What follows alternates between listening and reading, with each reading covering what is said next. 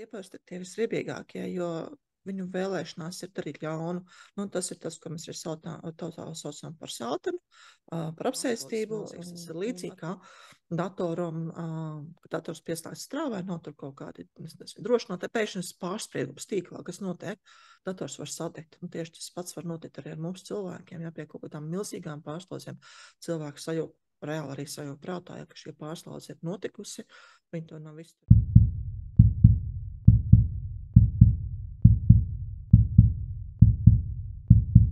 Labrīt, labdien, labvakar, visas mīļās dāmas, arī cienītie kungi. Šeit atkal esam mēs, Tāce kopā ar Lindu, un mēs kā vienmēr stādamies priekšētēji. Lai es netāju, kas tad tās divas ir runājušās galvas šeit ekrānā? Mans vārds ir pilnais vārds, ir Dāces Pāre. Es esmu personības izaugsmes trenere, mediātore un ceļotronu dziedinātāja. Es esmu vienkārši Linda. Astrologs. Nezinu, kāpēc man kaut kas saķērās šorīt par to teikšanu par sevi. Tu tik nopietni pateici visu, ka es domāju, kas tad vēl, kas es esmu? Es esmu vispār, kas es esmu, jā. Šī doma citreiz atnāk, jā, kas es esmu. Jā, vienkārši Linda, vienkārši Marija, man šeit tāds smieklīši no mūsu jaunības, jā, vienkārši Marija, jā, tu esi Linda. Es zinu, kas tu esi, gan jau arī jūs pārējie, kas vairākas videos esat skatījušies, Linda savulaik arī teica savu pseido uzvārdu, pseidonīmu. Jā, nu ko, mēs tā smejamies, bet īstenībā tēma ir pavisam nopietna, par kur mēs šodien runāsimies, un tēma ir par sajūgšanu prātā. Un jā, mums bija Facebook grupā, bija viens komentārs par sajūgšanu prātā un par to, tad, kā tiem cilvēkiem varētu palīdzēt un ko tad darīt, ka viņi ir sajukuši prātā. Un jā, kā tas notiek, kā tas process ir, kad cilvēks sajuk prātā, nu tam noteikti ir vairākas lietas. Es varu padalīties savu zināšanās. Linda, tev tādas zināšanas ir tādas vēl vairāk tā kā es teiktu, nestandarta un astroloģijas viedokļa par sajūgšanu prātā. Tad kas ir tas, ko astroloģijā šī tēma kā tā izpaužās? Vai kaut ko var pamanīt, ka tas draud kādam cilvēkam? Vai jā, var? Jā, ir planētu, teiksim tā, konfigurācijas. Ja tā mēs viņus varam nosaukt pareizi astroloģiski, kuras rāda kā iespējamību. Nevis kā apgalvojumu, ka tas tā noteikti būs, bet ir šī saucamā predisponācija, ka tā tas varētu būt. Pie kaut kādiem noteiktiem apstākļiem. Tātad jānotiek ir kaut kam, kas iedarbina to.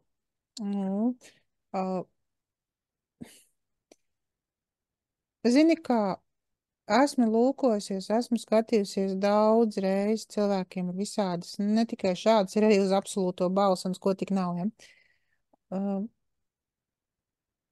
Nav tas tik bieži. Man arī nav tādu piemēru, kas rādītu, kur cilvēku atnāktu un mēs kādu cilvēku tādu, aplūkotu. Teiksim, nenāk brālis, māsa, bērns. Bet ir visādas interesantas lietas, ko es esmu novērojis. Ir cilvēki ar ārkārtīgi interesantu raksturu, kuriem gluži varbūt nav šī tendence, bet ir tendence tā kā izjokot dzīvi. Un tad viņi dara tā, ka viņi tēlo. Viņi tēlo, ka viņi dzird balsis, ka viņi nedzird cilvēkus, ka viņi negrib iet uz darbu, jo darbs tur ir, verdzība un tas. Visu kaut ko un viņiem tas sanāk tik interesanti, tik dabīgi un jā, neparasti, ka pārējie sāk šaubīties, vai šie cilvēki ir, vai, nezinu, skaidrā prātā. Bet, ja tas ir, piemēram, jaunietis, skaidrs, ka viņš, es par tām vielām, ko vēl var lietot, es kaut ko varu šņaukt un nostīt un gremot, ko tik tagad visu, ko nevar darīt, un sapīpēties un aizlidot, ja? Tā kā ir šis, bet es saprotu, ka, bija tā, ka tev tas izsauc ļoti lielu rezonanci, un sanāk, ka mēs tam gatavojāmies šeit sarunai ilgāku laiku, un tu teici, ka tev ir ļoti, ļoti daudz ko teikt. Man liekas, ka man jādod ir tev vārds, ka tev ir jāsaka. Jo tev citādi tu dīžāsies, jo es man liekas, ka es vispār visu esmu pateikusi šoreiz. Nu, labi, tad tu varēsi sākt dīšāties, tā kā es runāšu, un tev pēkšņi kaut kas atdosies prātā. Tad to, ko es dalīšos, to savu pieredzi,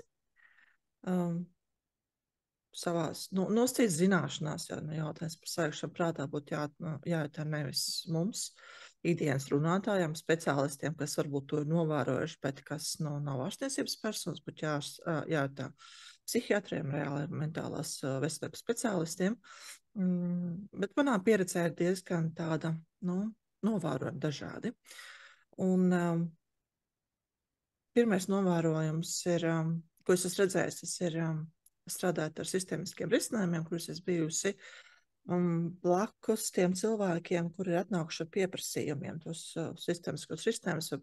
Bert Hellinger metode, ko mēs arī zinām, ir atnākuši ar pieprasījumu, un divos variantos tas bija, ka cilvēki dzird balsis, viņiem pašiem liekas, ka viņam šī personība sadalījusies, un ir kaut kāda balss galvā, kas saka viena, kaut kāda balss, kas saka otru. Un tad viena reize arī bija, kad bija māmiņa atnākusi ar savu savas nepilngadīgās meitas tēmu risināt, ka meitene dzirdēja šīs te balsis.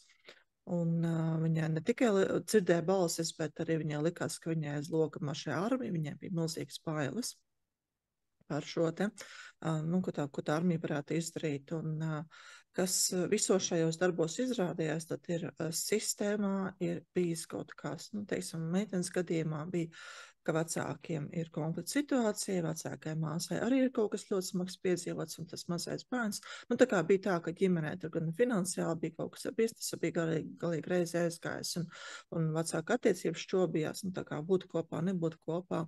Un šī pusauga meitene, tas bija viņas tāds kā, viņas mehānisms, kā viņa neapzinātā līmenī šo ģimeni tomēr turēja kopā. Jo tajā mirklī, kad bērnam ir problēmas, ko dara vecāki, pievēršās šim bērnam.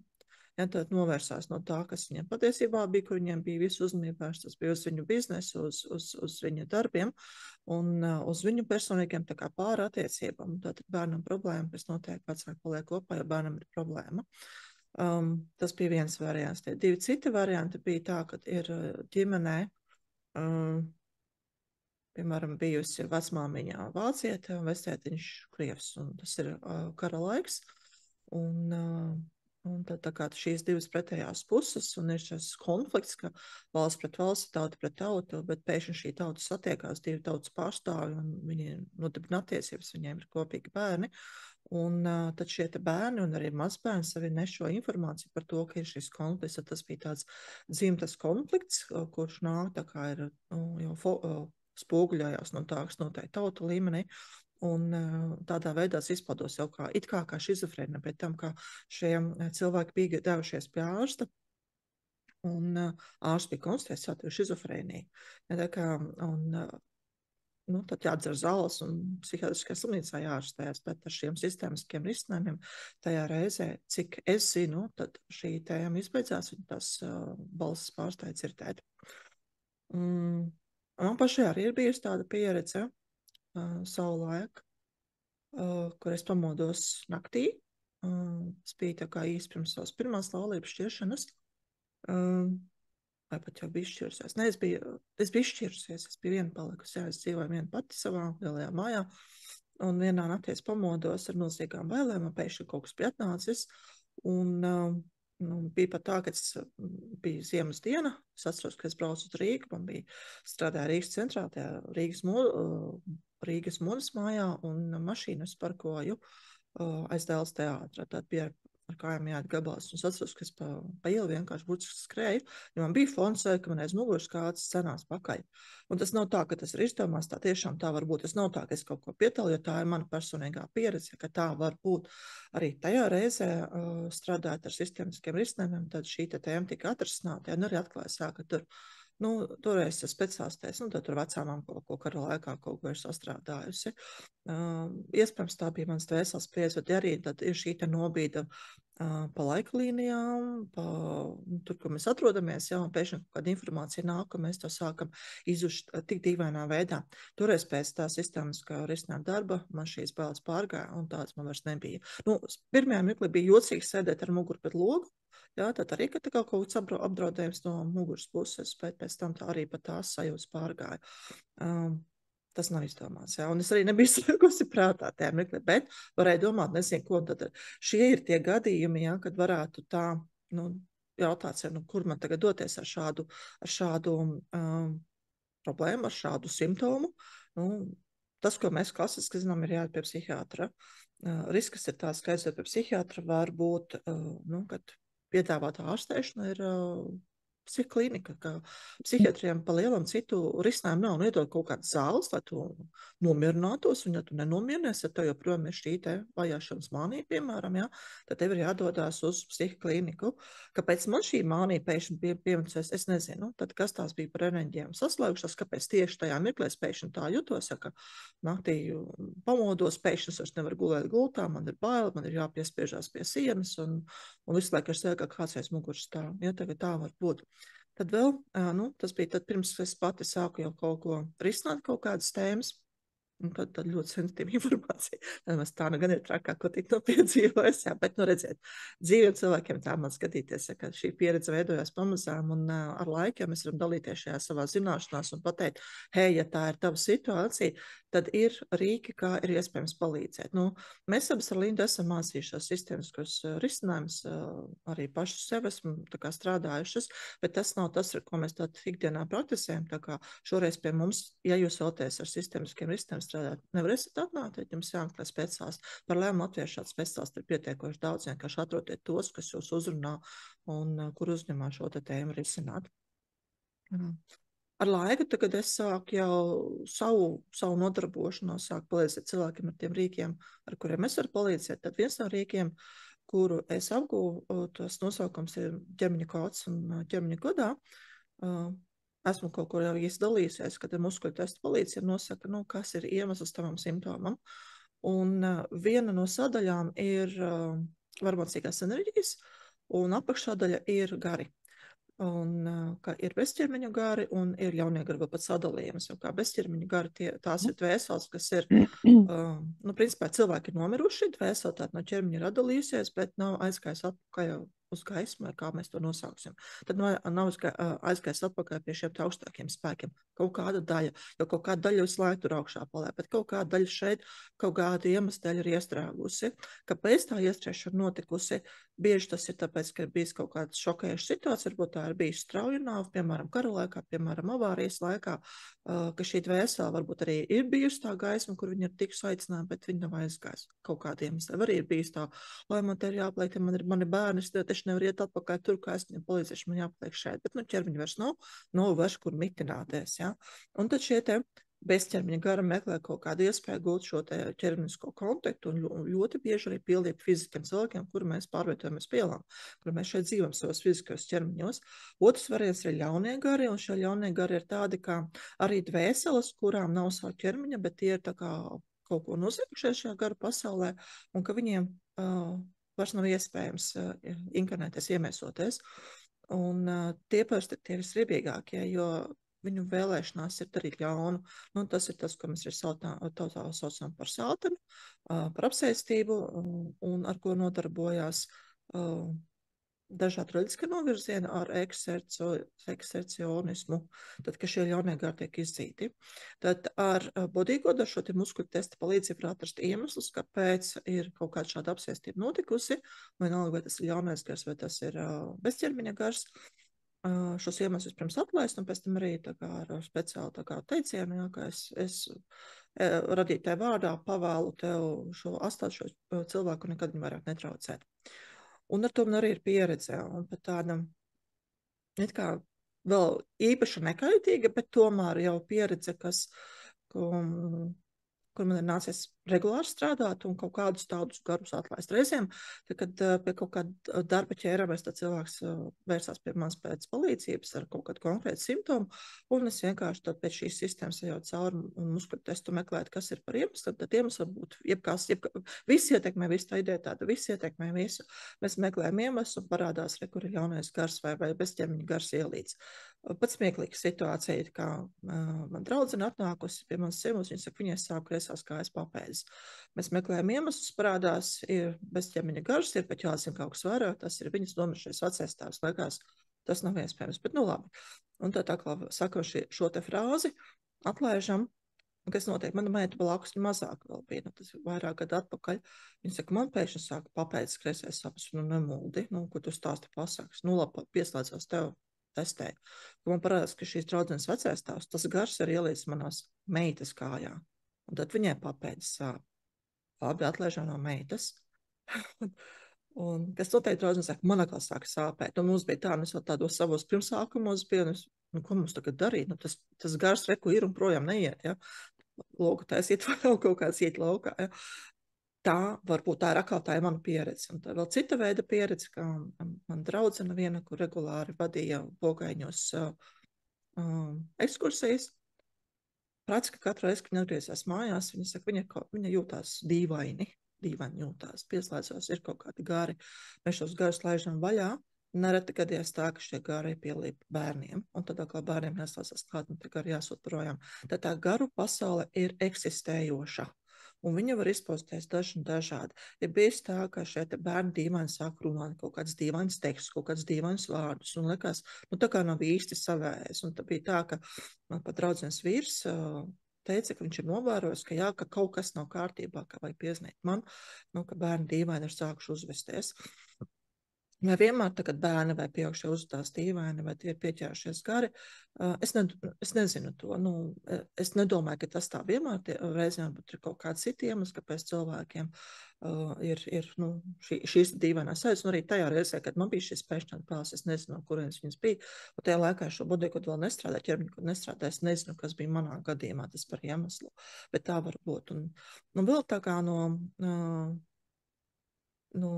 izpirkšanas tiesas autors Emīļs Čauku, es esmu mācījusies, klausījusies, kā viņa šo tēmu skaidro, un tātad viņa ir cilvēks, atgādināšu, ka viņa ir cilvēks, kura spēj sarunāties ar garu pasauli, tad viņa ir savs pavadonis garu pasaulē, kuru sauc par Abrahamu, līdzīgi kā Estrē Hiksē, kas arī ir Abrahams, ko mēs zinām no filmas Noslēpums, viena no varonēm. Tad šis Abrahams un arī kā tā dievišķā vienība, dievišķā informācija, kas tiek raidīta, stāsta par to, ka, piemēram, bērns sēdē kokā, nokrit no koka zemē, tad ir kaut kāda trauma, ir šis šoks, un tāda vēsela no tā šoka izlas laukā no ķermeņa. Un tas ķermenis sanāk tā kā tukša mašīna bez šofera.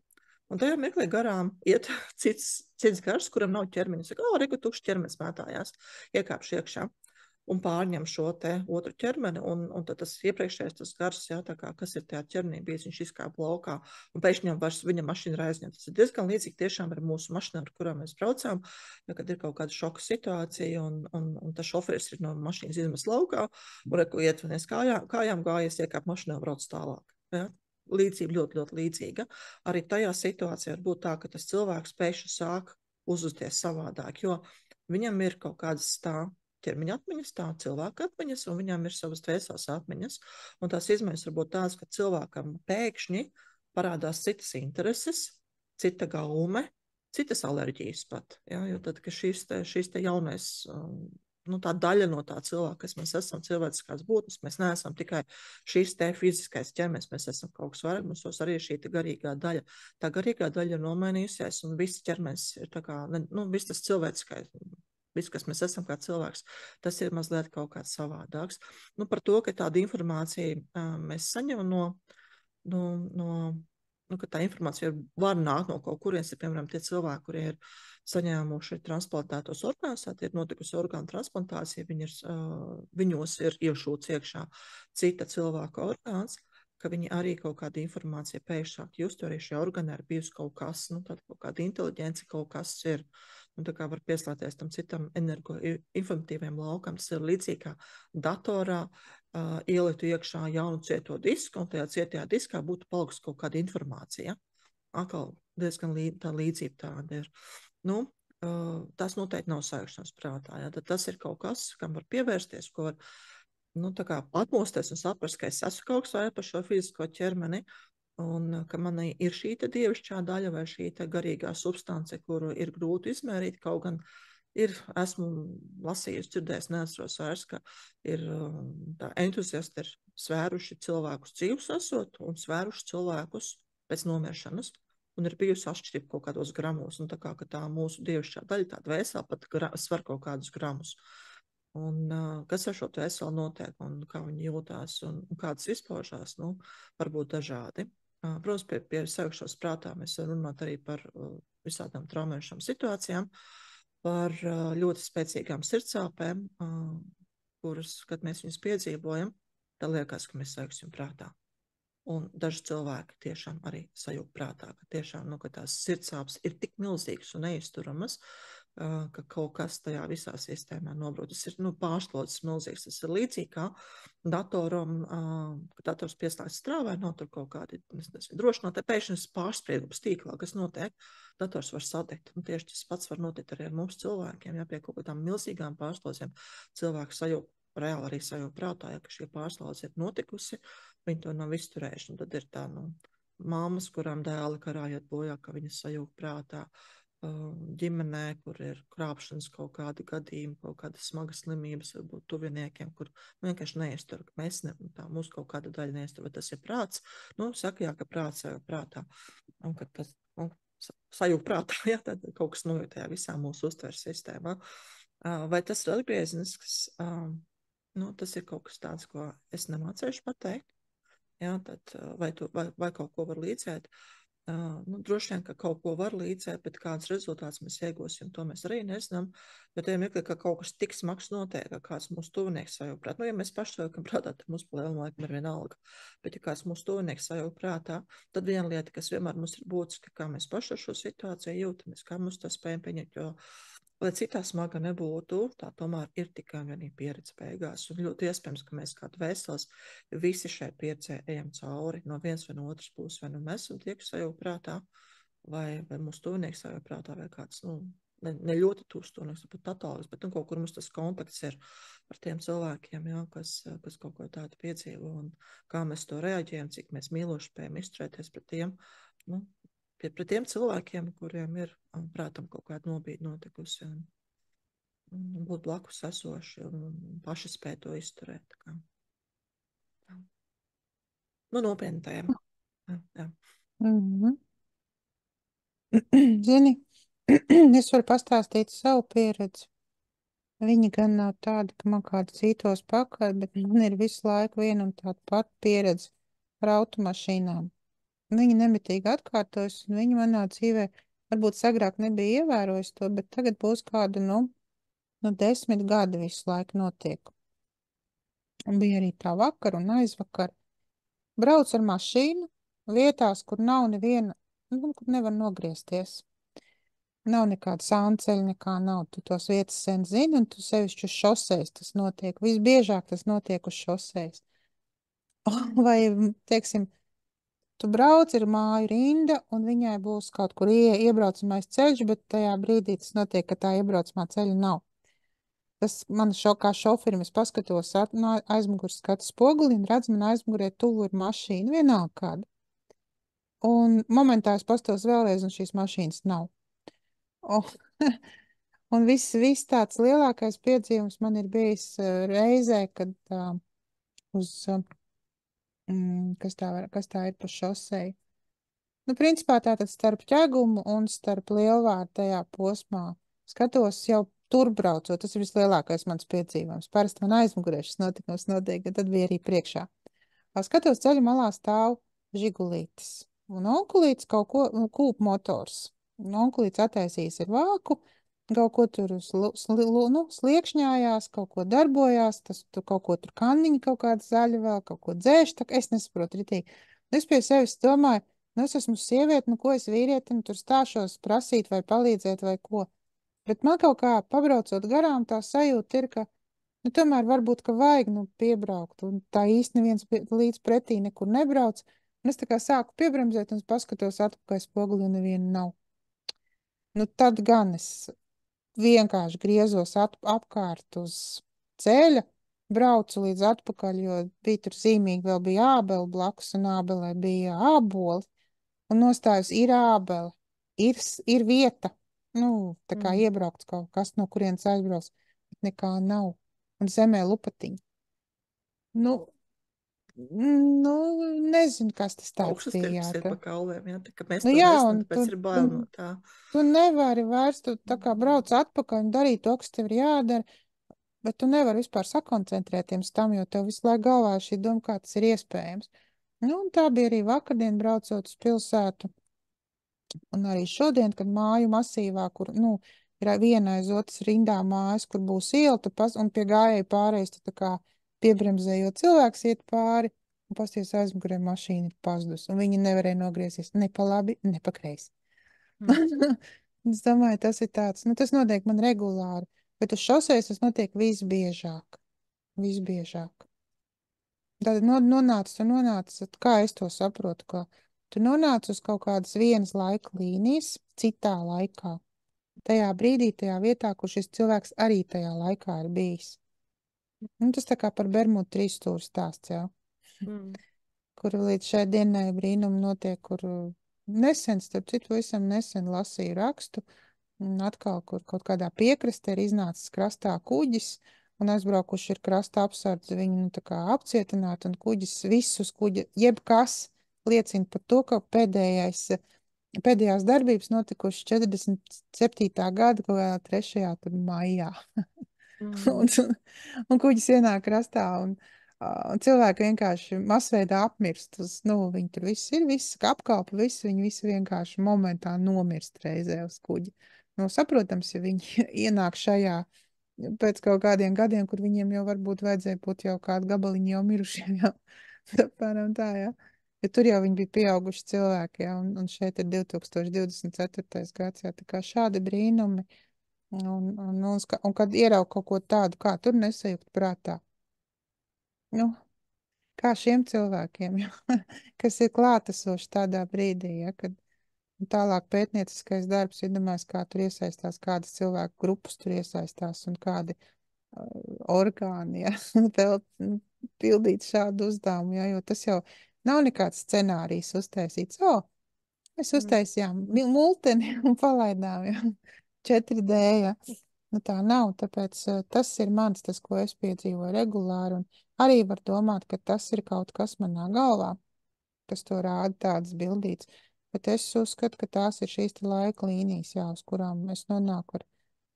Un vēl es esmu ievērojis, ka vienmēr tad, nu, raidstacijā skan kaut kāda dziesma latviešu valodā. Vai nu tā ir jumprau, vai tie ir līva, vai tas ir pērkoni, iespējams arī tur ir vēl kaut kāda atslēga. Es vienkārši sākšu tagad vairāk piefiksēt, kas tas ir. Bet, Izrādās, ka tu ceļo laikā, jā. Man jā, te to tā, nepamanot, jā. nu bet kāds cits arī tātad ceļo laikā. Viņam vai Mm. nu es priekšā pazudu, vai viņš, nu nezinu, kas notiek. Tad viņš arī. Vai nu ir domas kaut kādas saslēdzās, nezinu. To būtu interesanti uzzināt, jā. Nu, un ir šīs te mistiskās lietas, no kurām mums varētu būt bail, tāpēc, ka mēs to nezinām, mēs to nesaprotam, un mums ir ļoti bieži bail no nezināmā, un tas tā kā, nu, priekšprātā tas ir normāli, tajā mirklī, ka mēs nezinām, kas tāds ir, mēs esam tādi piesardzīgi, jo ir tā pieredze jau bijusi, ka nezinām, mēs varētu nest kaut kādas briesmas. Bet, nu, kā no otras puses mēs dzirdam, jau, ka tā ir šo tavu pieredzi, ka tā var gadīties. Un tad, ja jums kaut kas tāds regulāri notiek, nu, tad pirmkārt jūs neesat vieni šajā te, jūs esat vienkārši ļoti augsti jūtīgi cilvēki. Nu, līdzīgi kā ir tie, kas sarunājas ar garu pasauli, ja, kad tie, kuri spēj dzirdēt, ka viņi nav sēkuši prātā, viņi tiešām dzird un informācija, ko viņi saņem, ir nav tā, kā izdomā, nu, kā es kaut kāds Krievu films, es kaut ko redzējis, ka vienkārši krāpnieki, jā, kad informācija ievās tur Facebook apstās un pēc tam jūs stāsta par jums kaut ko tādu, ko jūs esat piedzīvojuši. Ne? Bet ir cilvēki, kas tiešām šo informāciju spēj no lauka nolasīt un spēj nolasīt ļoti precīzi un spēj nolasīt arī pat no pagātnes, no nākotnes. Un, nu, jā, tā informācija ir eksistējoša, viņai tiek klāt, nu, tas ir kā pie datubāzes pieslēgties. Nu, es esmu dzirdējis par Akašas kronikām, daudz ko pati neesmu iedziļinājusies, un ko tur cilvēki lasa, bet nu ir pat speciāli kurs, kur māca lasīt šo informāciju no kronikā, no šīs te kopīgās datubāzes slēgties klāt un saņem šo informāciju. Un mans saņemšanas veids tikai tas tiešām kaut ko no laukas, kas atnāk pats un arī ar muskuļu testu, ko mēs spējam meklēt. Bet tas eksistē. Ja? Tā galvenā doma šeit ir lietas, kas eksistē, un ir lietas, kas nav tik briesmīgs, kā tas izskatās, nu, kā piemēram šīs pašas manas nenormālās bailes, kas bija, jā, vai šie cilvēki, kuriem ārsti būs stādījuši diagnostiku, viņiem ir šizofrēnija, jā, tas nebija tā, tas bija risināms, un tas bija atrisināms. Ne tikai tas, ka risināt, bet to arī var atrisināt. Un atkal citas lietas, jā, ka šīs te prāts tiešām ir sajūtas, jā, ir nobīdījies pilnīgi, un cilvēks ir, nu, parasti viņš pat nespēja vairs par sevi īsti tā kā rūpēties, jā, viņam. Tad tiem, kas ir blakus esošie, tad nu, viņiem būtu pietiekoši empātiskiem un rūpēties arī par sevi, protams. Nu, laikot to pašu profesionālo palīdzību, lai tie cilvēki, kuriem kaut kas ir noticis, lai viņi nenodara pāri, pirmkārt jau sev un arī apkārtējiem cilvēkiem. Ja tas ir kaut kādas nu, šīs vardarbības tendences, ja kāds slepkavot kādu, tur ja, balss saka, ka tev jāiet un tam ir jāielē inde vai tam ir jāiesit ar rāmuru papīru. Ja. Tad, nu, ja jums tāda balss kaut kur pēkšņi ir, tad noteikti ir vērtīgi vērsties pēc palīdzības, noteikti pie psihiatriem, jā. Arī alternatīvu šo palīdzību var meklēt. Bet nu, tas, kas skar medicīnu un veselību tik nopietni, tad ārstus nevajadzētu apiet. Jā. Tad vajadzētu arī pie ārstiem un to palīdzību tādu, lai jūs kaut ko sliktu nenodariet sev vai tuviniekiem. Nu, līdzīgi kā tas ir arī tie cilvēki, kuriem pašnāvība izdarē arī, jā. Tad ir kaut kāds ļoti grūtais brīdis, un kaut kāda balss saka, nu tad visus slēgšu upē vai skriešu ar vilciem vai zem mašīnas apakšā. Tad, nu, kas tā aktīvi to pašnāvību meklē. Tie, kas vienkārši nodzerās, tāda lēnā pašnāvība ir. Un mēs tā kā to pagaidām vēl tā neredzam. Ja? Nu, tie, kas nerūpēs par savu fizisko ķermeni, arī tā kā pašnāvība. Jā, nu, tēma ir nopietna. Jā, laikam tas laikam viss, ko es varēju izstāstīt, kā dalīties informācijā. Varbūt nedaudz cerības stariņu iedot, jā, ka var kaut ko darīt. Var risināt, var meklēt cilvēkus, kas ar muskuļu testu strādā, var meklēt cilvēkus, kas strādā ar ārstu palīdzību, kura no lauka pietiekoši precīzi informāciju nolasa. Jā, ir šīs kaut kādas balss, jau ir sistēmiskie uzstādījumi. Sistēmiskie uzstādījumi arī, psiholoģija arī ir novirziens psihotrāma, kas nedaudz tajā virzienā iet, ja, tā kā ar šiem te uzstādījumiem var sistēmiski risinājumi, kā tik nesaucēja šo te Berta-Hellinger metodi un tās atvasinājums. Ja. Nu, šķiet, var ļoti daudz izdarīt. Vienīgais tas, ka speciālistam, kurš to dara, ir jābūt ar pietiekoši atvērtu prātu un gatavam ar tādām tēmām strādāt. Tā. Nu, parasti arī tur tāds tēmas tiek cilāts jau vien. Nu, protams, ir dažādas tēmas, bet tur arī šīs viss neparastākās tēmas tad arī tiek risināts. Vismaz tas ir mans novērojums. Piedaloties daudzos neskaitāmos šajos uzstādījumos. Tā kā, jā, pārāk ilgi arī tur nevar uzturēties. Mana pieredze kopā ir kaut kādi 7, 8 gadi, un vienā brīdī tu saproti, ka tu vairs to nevari. Nu, ka tu nevari būt līdz strādājoši, līdz esošs, līdz darbojoši, klāt esošs. Kā, nu, tās cilvēku lietas, ko viņi risina, viņas tu nevari, tu plecīši ir pa šauru, tu nevari, Tā ir ir tāda jātiek malā. diezgan lēna metode tomēr, jā, kad ir vajadzīgs tāds pilsīgs darbs, mēs skatāmies uz to, kas tur ir noticis, un tur tie daudzie spēlētāji, jā, lomu tālotāji, tie cilvēki aizvietotāji vēl līdz vai kaut kas, un tad mēs risinām un to kustību skatāmies un to sistēmas kārtību cenšamies ieviest. Nu, ir lietas, ko var citām metodēm varbūt var ātrāk izdarīt, bet tā laikam tā pareiza atbild būs jau, kas uzrunā, jo ja šajā mirklī uzrunā šie sistēmiskie uzstādījumi, tad tas ir tas, kas ir jādara, jo nu, jums jau ir tā kā iekšēdā zināšana vispareizākā, nevis tas, ka tagad tas tāds trends, ja visi dara tā, jā, un tāpēc arī tā darīšu, nē. Nu, kas pašu uzrunā, kas liekas, nu, šitien te vērsties pēc palīdzības vai šeit vērsties pie palīdzības.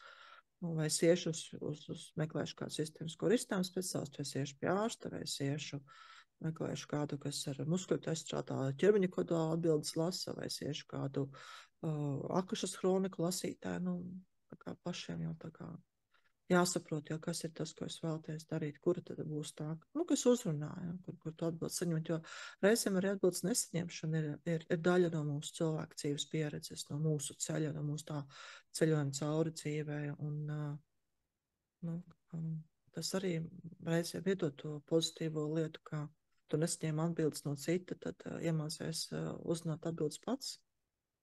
Un tā. Jā, nu gana nopietni šodien, gana.